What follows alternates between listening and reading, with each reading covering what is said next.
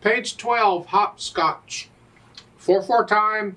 It's got one sharp. We're in the key of G major. Okay, one hand at a time here. Let's take a look. You have a pickup measure at the beginning because those 4/8 notes only make up 2 beats. Well, there's 2 beats at the end, so we're fine. But point is, we're coming in on beat 3. 3 and 4 and. Down here. You're kind of in this position. Don't forget the F sharp. So it's 3, 1, 2, 3, 4, 1. Watch this fingering, and then third finger. 1, 2, 3, 4, 1, 2. So you move it around a little bit, jump down, or go to the end of the second line. Were you here?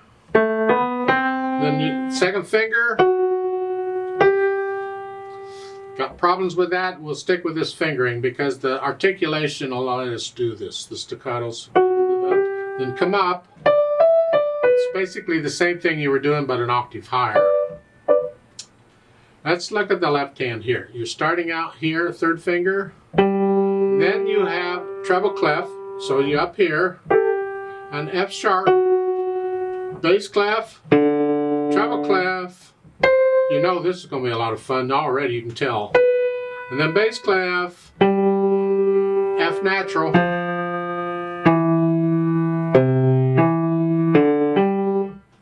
Fifth finger on the, and then third line down, second measure. Treble clef here. They sing, second finger.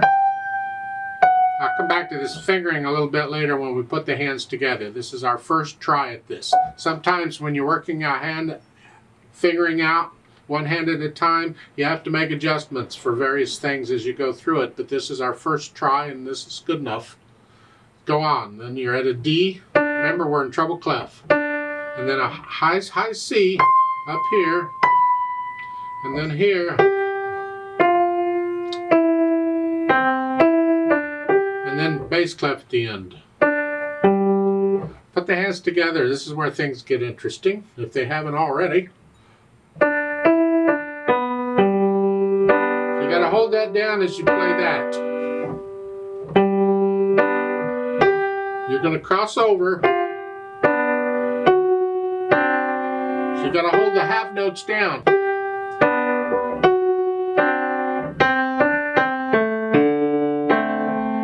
Cross over.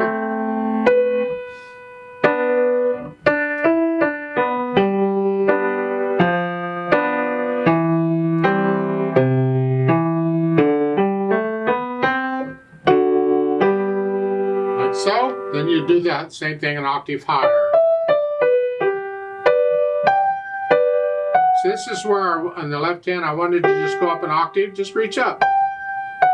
But you can't because the right hand's in the way. It's here. I mean, you can in a way if you get your right hand low. But you've been using second finger each time you cross over for the sake of consistency. We'll keep it up.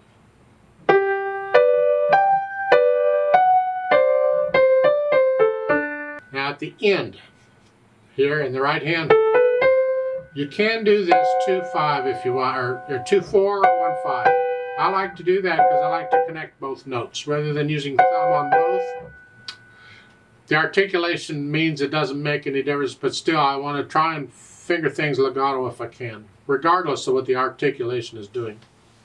Speaking of articulation, let's put it in. It's slurs and staccatos. A slight wrist staccato here.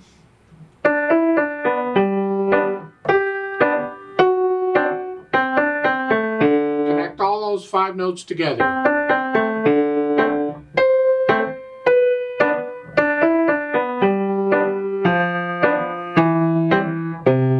Right there. This is the third line down, third measure, or measure 6. You see the numbers at the beginning of the lines in the boxes? Those are measure numbers. You can count across. 4, 5, 6, measure 6. Left hand, you have a half note tenuto. Well, you've had tenutos. Linger on those. I mean, that's what we want to hear. Just connect them, linger. And then this slur with staccatos. It's a portato. It's a long staccato. You just disconnect the notes. like so. It's not short, longer. And that, for the most part, is the articulation throughout this. Just follow the slurs, and I don't want to spoon feed it to you. I'd like you to be able to read it and do it on your own. Then we can add the dynamics. Well, it's soft, and that's really kind of both hands, but bring out the half notes. They have the tenuto lines over. You can bring them out just a hair. So it's here. We want to hit ba-da-da-da-da. Regardless of which hand is playing it, that's what the melody.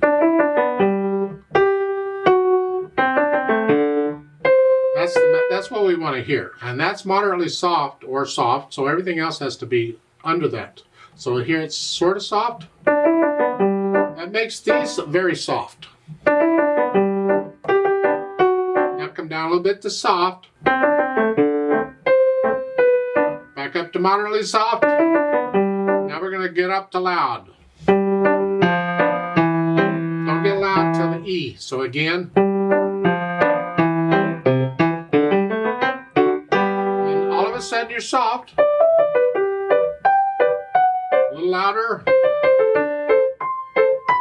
Soft. Doesn't tell you how loud to get. You can go back up to loud. It's all right. But don't get loud, as far as I'm concerned. Don't get loud really until the last measure or two. So save it. There. In my opinion, it doesn't say. So it's an interpretive whatever decision you have to make.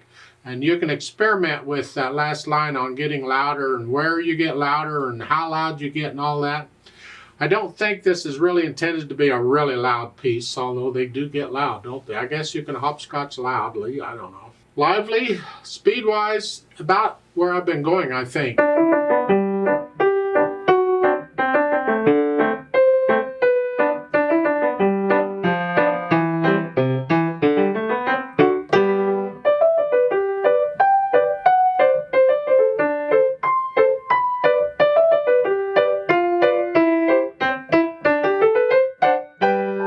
Now, careful on the bottom.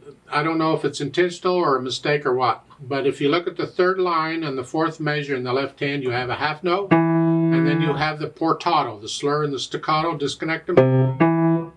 Well, you have the same thing an octave higher in the last line. In the third measure over, you have a half note, and you have the staccato, but no slurred line here. It's staccato.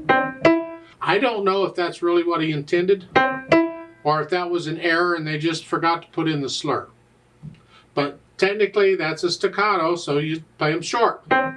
There's a difference. Now we look for these little differences in music because they can make all the difference in the world when you come to playing it. Now, I'd like to play it with you very slowly to double check the notes and the rhythms. Not going to do dynamics. So we come in on beat 3. So I'm going to go ahead and give us a slow 2. 1 and do and then we come in. So let's try it together slowly. So hands are here, I guess. Ready and go and.